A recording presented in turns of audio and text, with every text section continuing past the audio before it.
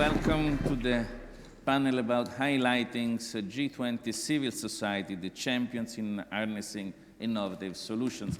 We have here we have the privilege to have with us a great guest, but we will start immediately with Chiara Corazza, special representative to the G7 and G20, the Women's Forum on Economy and Society, and Lubna Olayan, chair of the executive committee and deputy chair of Olayan, a financing company from the great country of Saudi Arabia. Welcome to you, and also to Emma Marcegaglia, chair B20, CEO, president Marcegaglia Group, and Paola Mascaro on my left, chair 20 EMPOWER Alliance and president Valore, and connected from Rome, good afternoon to Linda Laura Sabbadini, chair W20, central director, National Statistical Institut, ISTAT, as you may know. So welcome to everyone. Thank you for being with us. And I will start with Chiara Corazza about the big event that we had this morning. Please, Chiara. Thank you, Maurizio. First, I would again welcome you all, and thank you so much for coming from all the corners around the world. Even if it's not easy to travel, then thank you to be here, because we're doing something important as you are feeling. You know, Maurizio, there is a place in hell for women that don't help each other. We are not going in this place. None of us. And that's why I really wanted that we started this opening important launch of the Women's Forum G20, showing the women can go in the right direction, can share their conviction and their ambitions, and can work together if they believe in something. And that is the case. For this year, under the Italian presidency, we have been a team, a dream team, where we really wanted to go and show that we can act together with Empower Alliance, with Women 20, with B20, and I wanted just to start to welcome in a special way Lubna Olayan. Lubna Olayan is a role model for me. She's Saudi, as Maurizio said. She is a great financial woman of an empire that she led and she developed. She invests with soul and impact, and she believes in the strength of women in a country who was president last year of the G20. Next year it will be Indonesia, and we are very happy and proud to welcome a strong Indonesian delegation of those who will be responsible to put in act many of the decisions we take today. Then I wanted just, if Maurizio allowed me, to ask Lubna. Lubna, this morning we signed a very important commitment, a commitment of CEOs, men and women, who wants to show that during a G20 presidency, the private sectors can show that they can lead by example. You are representing a very big company in Saudi. What was for you this impression? You did, this morning you said very important things and very interesting for us, and we would like you to share with all of us how you felt to be one of the CEO champions this morning. Oh, thank you. It was an honor to be a champion this morning, if you would allow me. I come from a country where our image is that women are quite suppressed, as many of you would think so, that women are not involved in the business world, or matter of fact, in any part. I was privileged to join our family business in '84. I was the only woman in our group in Saudi Arabia for 18 years.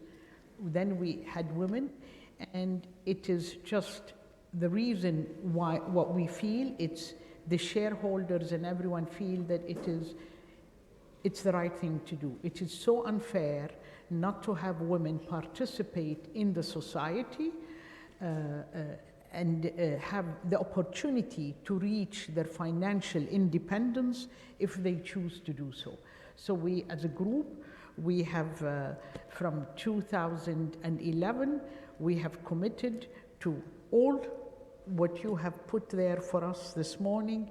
We have signed it, and it's part of our DNA, and so I was very glad to be signing this with you. And I have to say, I'm really honored to be sitting with Emma and Paola, and you, Chiara, because it's great what you are doing in Italy for gender diversity. Very good. Thank you, Chiara, Corazza, and Lubna, Olayan. I will start our conversation from Emma Marcegaglia as chair of the B20. I believe that the topic is, what may be the more effective, innovative solution to improve gender equality in the frame of the G20. Yes, well, first of all, also from my side, thank you very much for the invitation. I'm really honored to be here, and also I'm very honored to sign this morning also on behalf of my company the points on zero, let's say, gender gap. So on the B20, let me say that probably the first real innovation is the fact that the business community under the Italian presidency, also taking seeing what the Saudi Arabia B20 has done, we really make a lot of we put at the core of our work the women empowerment. We had a group, a task force. There was not a normal task force of women empowerment, but we took all, different participants from all the other task forces, energy, compliance, all the other task forces. Some people were part of the, of the task force on women empowerment, because it has to be a really cross-cutting subject. And then we also had this international advocacy caucus that put together all the most prominent companies and CEOs from all over the world, and we decided that climate and women empowerment were at the core of what we discussed. So let me say that the first real innovation is that in this B20 there has been a very, very strong focus on women empowerment.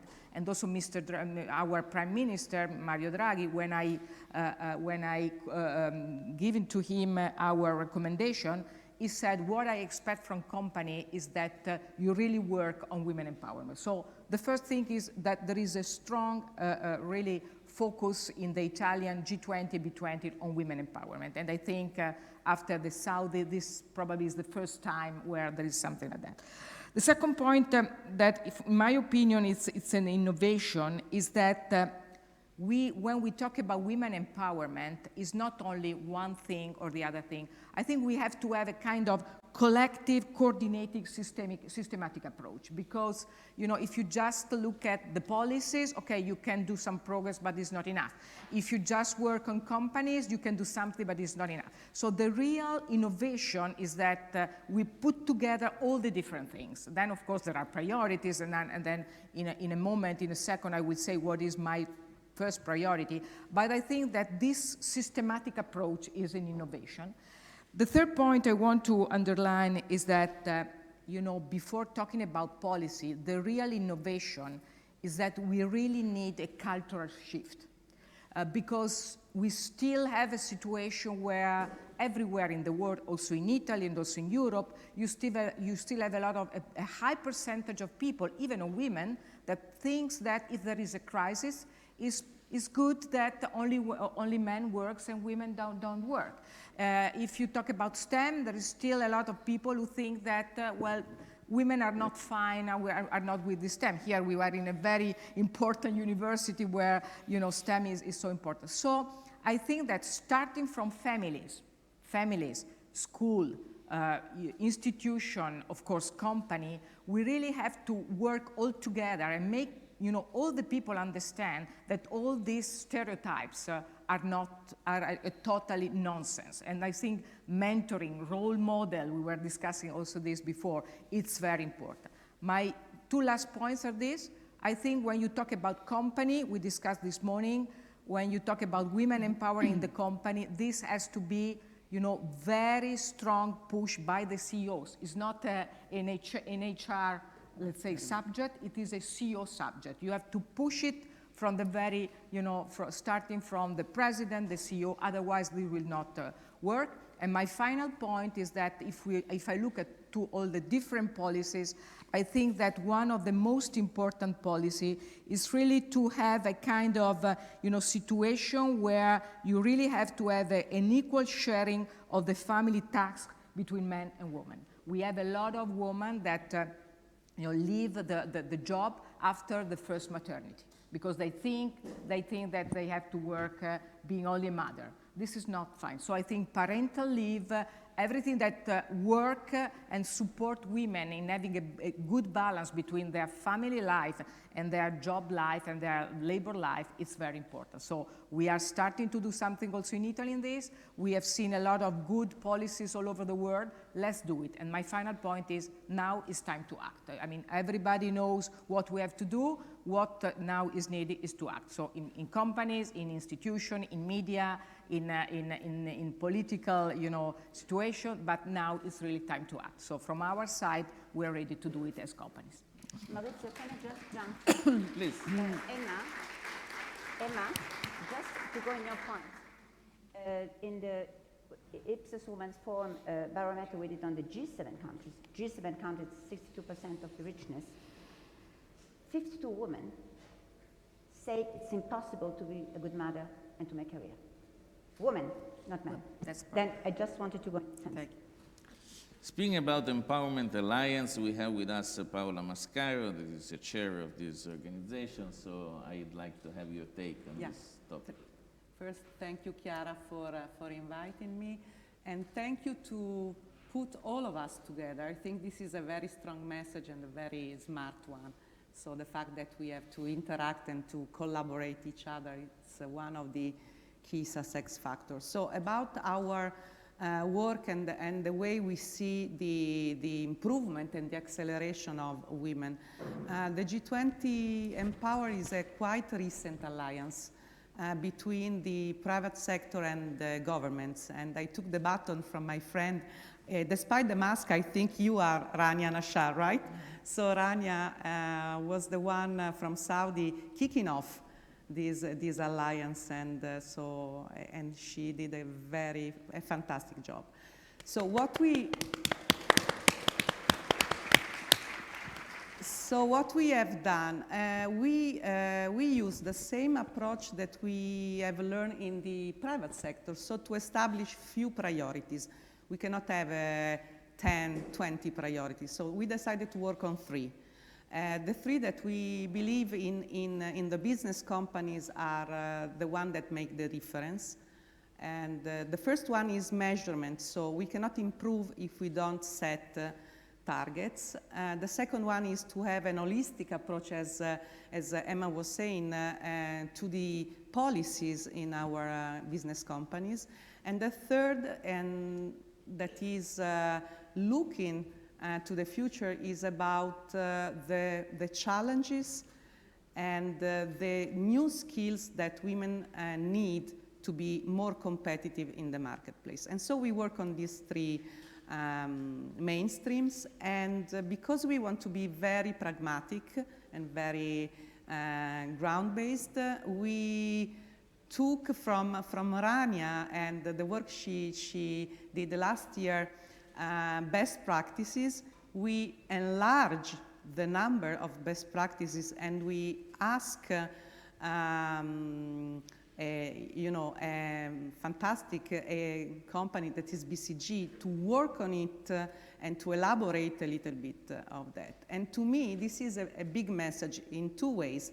The first is that if you want to make it, you can make it, in the sense that we have 167 best practices across G20 countries. And the second one is no more excuses, because we have a lot of good example, and you can take it, adopt it, adapt it, and go. So I think, and just to show you the impact, this is the best practices book. So it's 400 pages. Again, no reason to not start the process. Thank you very much. About best practices, I'd like to hear the opinion of Linda Laura Sabbadini, a great expert on this topic, also about numbers, because you were speaking about figures. Ms. Sabbadini, what is your take? How do you see which are the best practices that actually the G20 may follow to improve the gender equality situation? Thank you. Mute. We can hear you. Please, if we can check the sound. Try again. It's not Yes, my... it's fine. It's fine, you can go ahead. Okay. Okay. Thank you to Chiara Corazza for the invitation. Thank you to Maurizio Molinari for the question. I wanted to underline an aspect very important for us as Women 20, because we know Women 20 represent the women of the G20, of the civil society of G20. And I think that women are not a minority to include. Women are more than half of the world's population, and the key, the fundamental key, is that for this reason we have to adopt an empowerment approach and not an inclusion approach. I think this is the way for G20 to improve the situation for gender equality. We should adopt the challenging vision of women's empowerment in the full meaning, not only in the sense of decision-making roles, but also in the sense of self-affirmation at all levels, self-investment on yourself. And we should change the perspective. We should avoid a defensive approach, because developing women employment and women's role in the economy and in the society means growth of production, growth of productivity, and decrease of poverty. And we think as Women 20 that sisterhood is the way, united on the objectives. Women who stay in better condition have to help women with more difficulties. And sisterhood and solidarity are two magic words for women. If we develop sisterhood, we can improve the condition of women, but we have to adopt a sisterhood approach when we are at the top in the decision-making roles too, so we can change the situation of many women with our example too.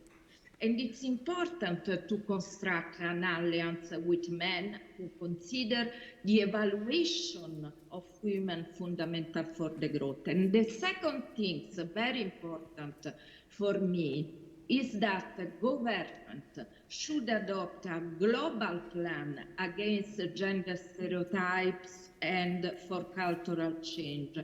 Emma told about it. We can't eliminate gender stereotypes. We know it. We need to raise awareness of the existence of stereotypes, and it's essential to fight them. Stereotypes are internalized since childhood and condition the behaviors of women who unconsciously limit themselves in the realization of their desire, and for men too. And for this reason, intervention must be carried out in a systemic and permanent way. Action must accompany schooling from childhood, action for empowerment and role modeling, and introduction of the compulsory study on gender stereotypes in all university courses, not only STEM, financial education, and education on stereotypes in all universities. I think this is perhaps the first key point. If G20 will assume this perspective, I think the changes will be consistent. Thank you, Linda Laura Sabbadini. Lubna, Olayan, basically, Linda Laura Sabbadini is saying, we don't have to play defense, we have to go offense. Inclusion is not enough, we need empowerment. Now, according to your experience as a CEO in a great Arab country, what this does really mean? And how can be made, actually made? I think, if you would allow me as well, I'll answer that as well, add a little bit on the innovative. I agree with everything Emma had said and Paola, but one of the things I think practical steps is for us to share and learn from others. This has really helped me as I started by empowering women.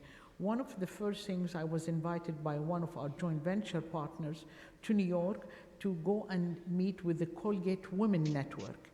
That was a brilliant idea. I came back, I started Olayan Women Network. From there, we stepped to the House of Diversity in the group. House of Diversity started measuring what we want. These are practical, not innovative. Sharing best practices is really the way to go. And I think the playbook that Paola had put there, she said 167 best practices that are going to be shared for all people, all organizations to learn from them. I'm very proud Rania had started it, but 25 of those were from Saudi Arabia, these best practices. And we as a country who started with nothing in terms of women, as I told you earlier, I was the only woman who was working for a long time. Now we have banks where we have women are almost 20% of the banking. The bank I am involved with, I have the honor of chairing, N-1, we have 36% women.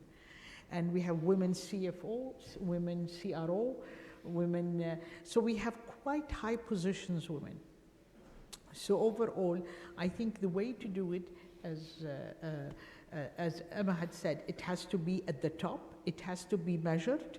And one thing, my recommendation is not to have it reporting in the beginning to HR, because it should be reporting straight to the CEO in order the CEO to take ownership. Maybe when we reach the goal that we all aspire to, then it would be part. But it has to have a special place under the leadership position in order for us to get there. That's what I wanted to add. Chiara, Corazza, this is a great point. I mean, we have to follow the Ms. Marcegaglia's suggestion that the CEO has to be in charge for women empowerment inside the company because HR is not enough, it's not effective enough, or maybe other ways. I completely agree. By the way, it's really very, inspiring the fact that we are all going in the same direction again and that we all share the same approach and challenges. We have slightly some difference of approach. For instance, in what we want really to show, it's how the CEOs have to be incentive awarded and rewarded for what they do. We were talking about stereotypes. I really think that one of the main issues is the artificial intelligence, because we are scaling up bias and stereotypes. That means that those 83% of male engineers, mainly white, in the Silicon Valley, all very well intentioned, they just reproduce what they know. And that means at the end of the day, you have in our daily life a way of thinking that comes from men, including in choosing the candidates, in choosing the approach, and so on and so forth. And if you have just such a small number of women behind the algorithms, we cannot change the stereotypes. Of course, what Linda Laura said, we can start from the book, we can stand for the mentalities, but we really believe in the Women's Forum that the start of the start, and we are very in line also with Professor Elena Bonetti, the minister, STEM education, starting from 5 until the boards. You start at 5, then 12, then 18, then a lifelong journey to explain to the young generation why it's important to learn STEM. Why you have so many women in your board? Because they are engineers, STEM, mathematics. In finance, they need to be there. Why you have in some countries such an important number of people who are behind the algorithm, or as in India? Because in some countries, it's a way to survive. not in Saudi, but in some countries, if you come in a village in India and you want to not be married at 14 years old, but to have a life and be independent, you ask your father, can I make computer science? And then you became the regional head of Facebook, as it's a friend of ours. Then you see, I think, give the tools for them to be there where they can transform. And in this way, you really combat the stereotypes. And it's something that we are asking in one of our 10 strong recommendations that are all aiming to change this mindset, to change this mentality, and to act. It's to use the existing money, not to ask extra money. Money is there. But we have just to redirect her, so that each of us can benefit to that. And one of those is the fact that we would like to give a prize, award, those companies who are doing inclusive algorithm. A credit tax, a specific credit tax to those who make the effort to make an inclusive AI, not only for women, but an inclusive one. Because otherwise it costs so much to repair the errors. It's better to prevent it and to have behind a philosophy of course, a multi-cultural people designing the algorithm, but also the way you are really thinking each time, am I doing an error or scaling up an error? And that is something important. Another example, but I would like to give the floor to our host, I don't want to take it, it's that also to combat the stereotypes, there's an important thing that the communication can do. When you have an advertising company who shows only women in the kitchen and men reading a paper, and the girls will reproduce what they said, then the parents, the media, the society has a responsibility to look at the video games. They're done for men, for boys. Many of the toys, then you have to really start there. And it's also a way to give advice to young girls to choose the technology, because if you do a video game that she likes, she will learn the technology that goes with that, or learning to code, etc., etc. Then it's really a completely deep work in each sector, but it's absolutely necessary. Otherwise, talent has no gender. If you don't have talents in each sector, we will miss big opportunity to really contribute, each of us. Emma Marcegaglia, we have a great audience here, but the audience that is following us, it's much larger than that, thanks to the email and the digital information. What you said about the responsibility of the CEO on gender equality, it means that must be in the interest of the company, gender equality. Can you elaborate why? Sure. Well, first of all, let me say that maybe the next James Bond will be a woman, so just it's a progress, right? So it's maybe, we don't know, but that's, no. So no, I think this is a great point, because from my experience, but also there are a lot of researchers that say clearly that when you have diversity, and of course gender equality, and having women is very important. Normally, a company is more innovative. A company is more long-term, has a long-term approach. For example, now we are all talking a lot about, sustainability and, environmental sustainability. There are researchers that say clearly that when you have, board of directors that are women, this point is more at the core. So what I want to say is that maybe for a president or a CEO, when you have a lot of diversity in your board, in your management team, maybe at the beginning this could be seen as a little bit more complex way to manage your company. It's easier if you have all people talking, thinking as you think. But this is very clear in a moment like this, where you have continuous uncertainty, where it's very difficult to understand what's going on, where you have geopolitical difficulties, you have digital transformation very strong. So everything is changing a lot. Having a lot of diverse people and women who think about what's going on, think long term, have a more innovative approach, I think it's a great value for a company. So I think this has to be clear to everybody. I think the most clever CEOs understand this very well. And I think in the next years, this will be even more important. So as you said, it is in the interest of companies to have more women. It is in the interest of company to have more innovative way of thinking. And so I think that's why I'm saying, and also Lubna was saying, you cannot leave this only to the HR people, which of course are very important in a company, but this is a strategic thing. So you have to embed this concept in the strategic. It's a quality of leadership. It's a question of leadership. And let me say one final thing on this, because from one side, CEOs has to, work on this. This is a leadership thinking.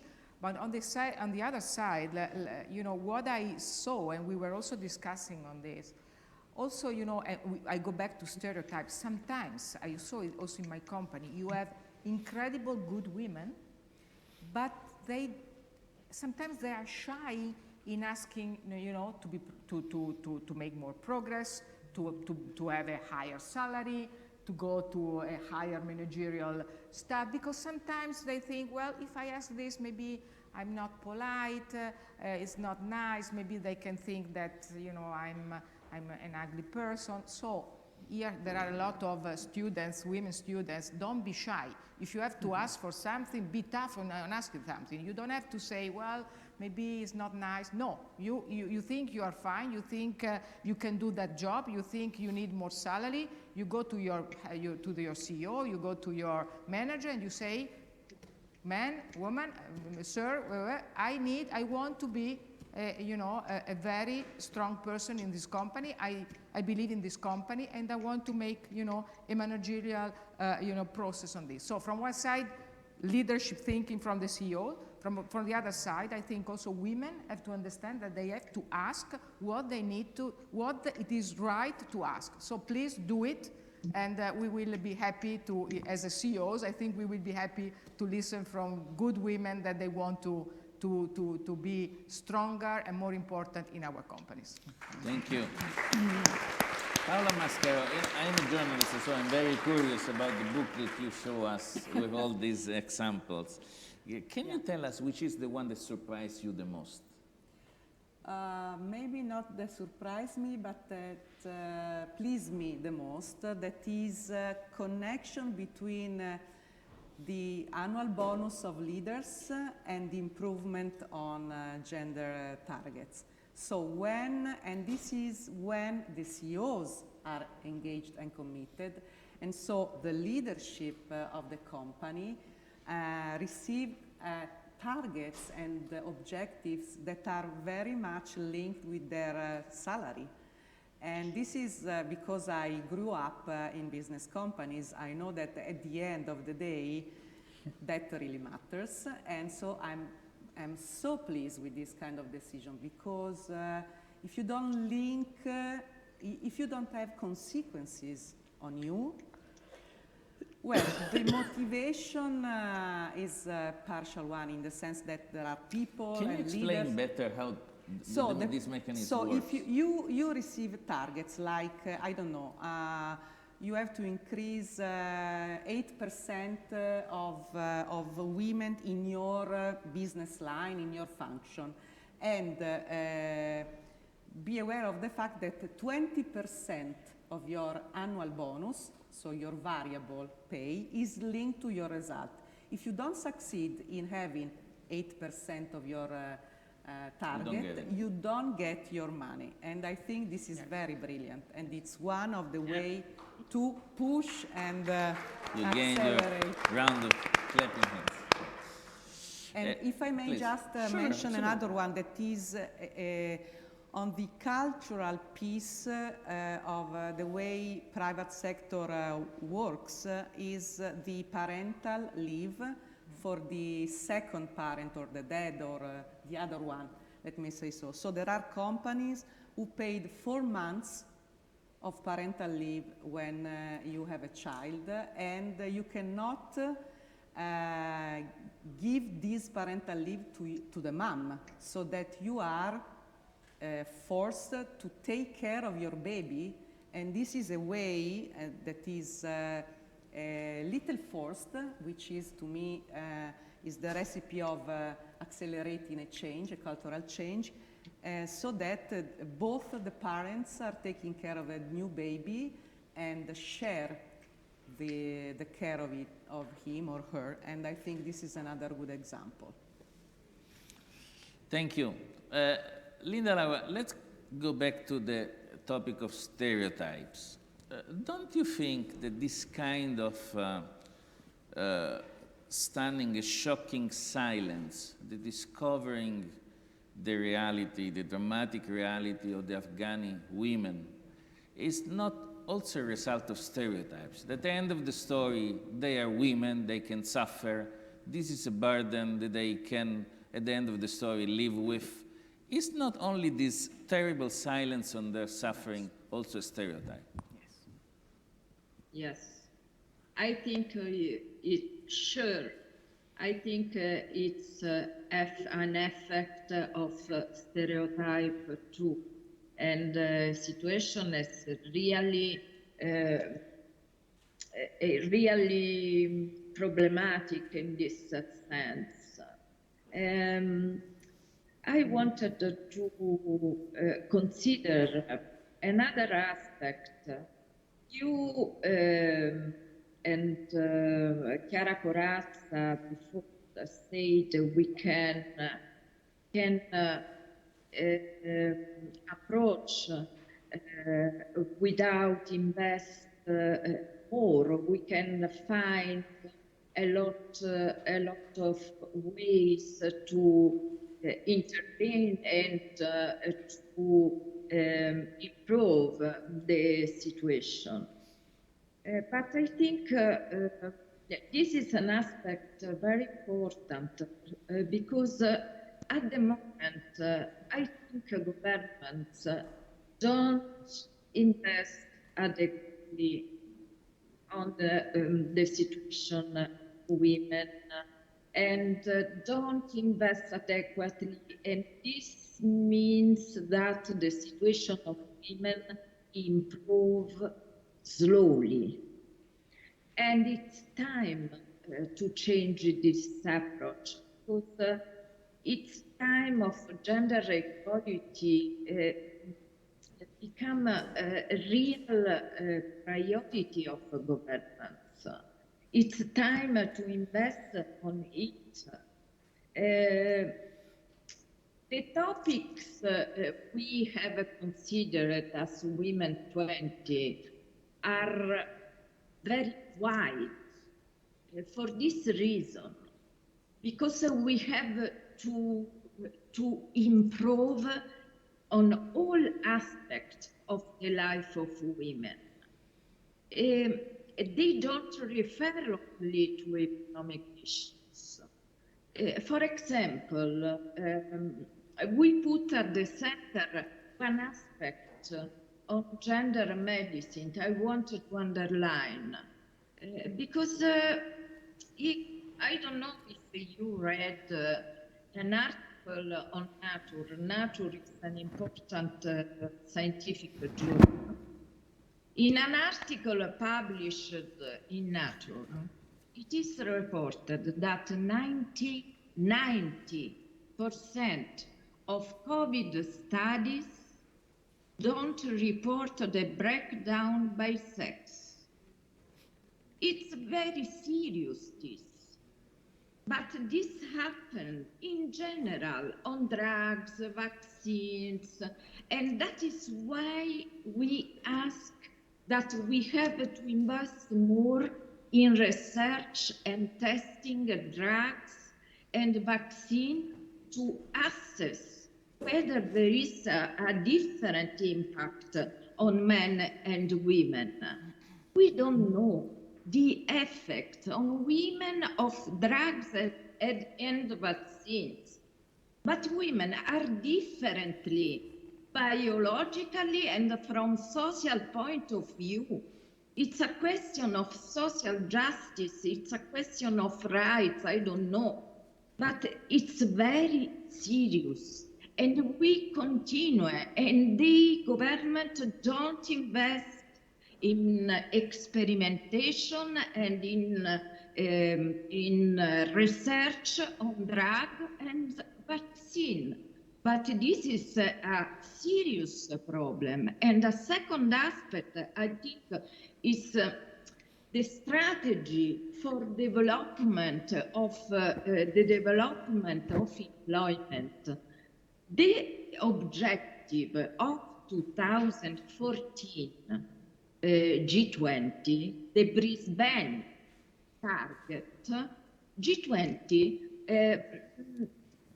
called to increase the labor force population, which includes both employed and unemployed people. And this is a big problem because it's an error.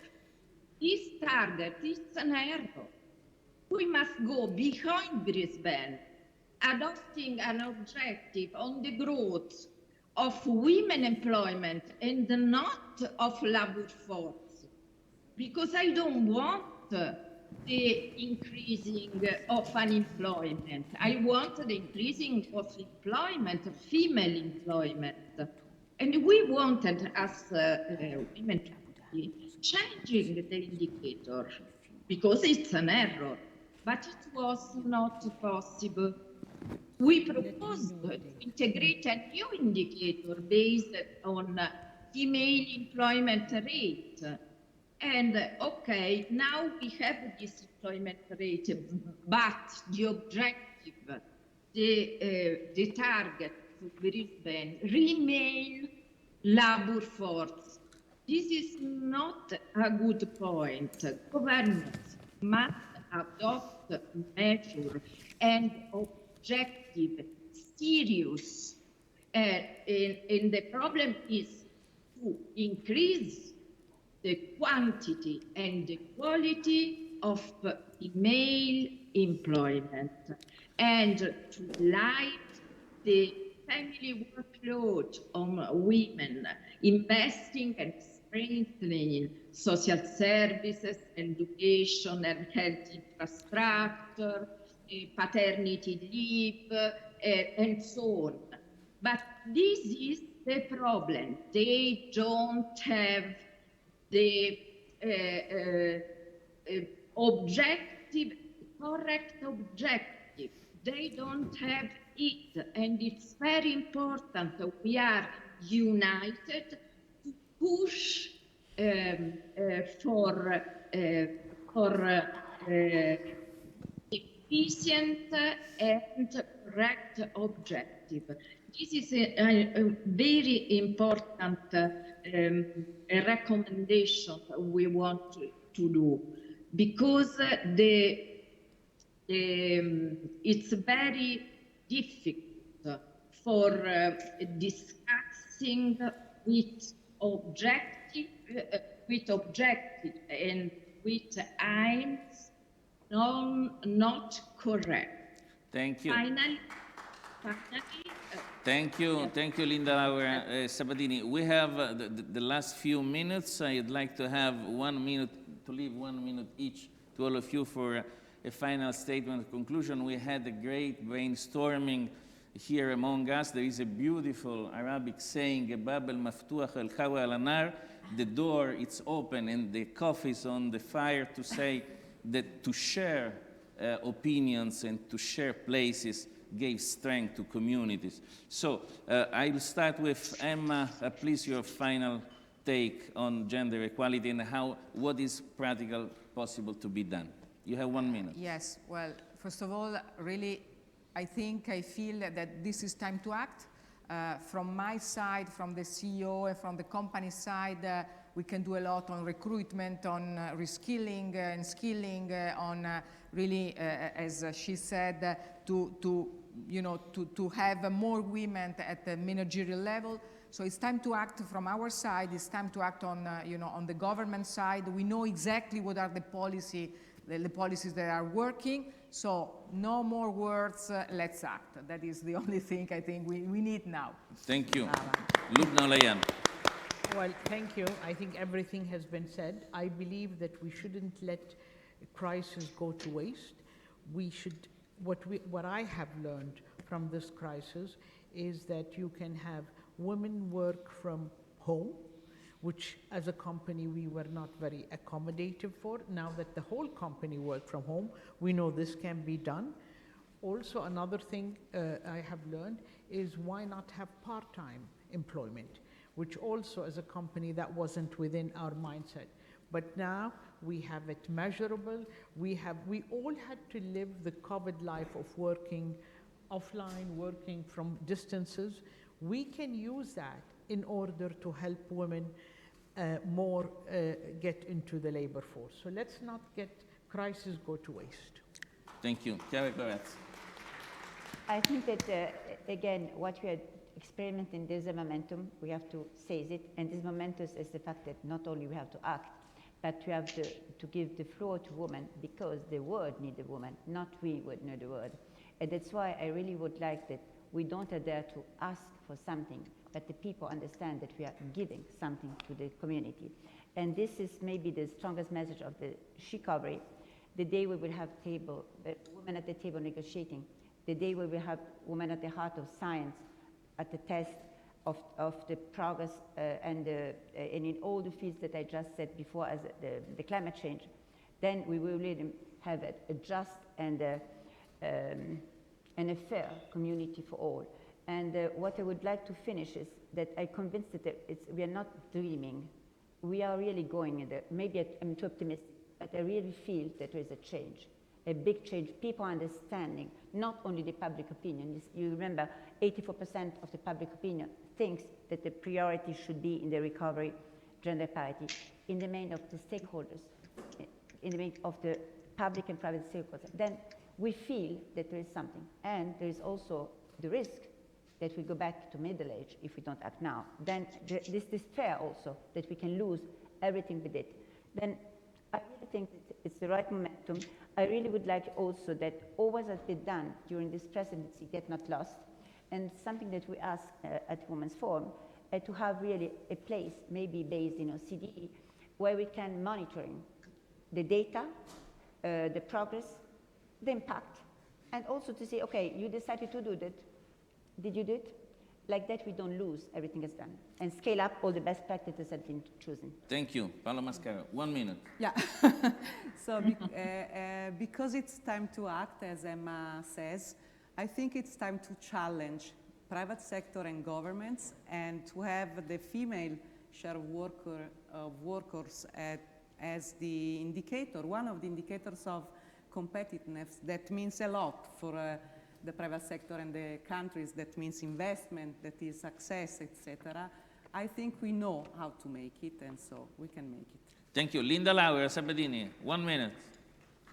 50% of decision-making role for women, improve quantity and quality of female employment, plan on gender stereotypes, plan on violence against women and cyber violence, and a part of global tax for small and medium enterprise of women and STEM, and a part of revenue from gender procurement too.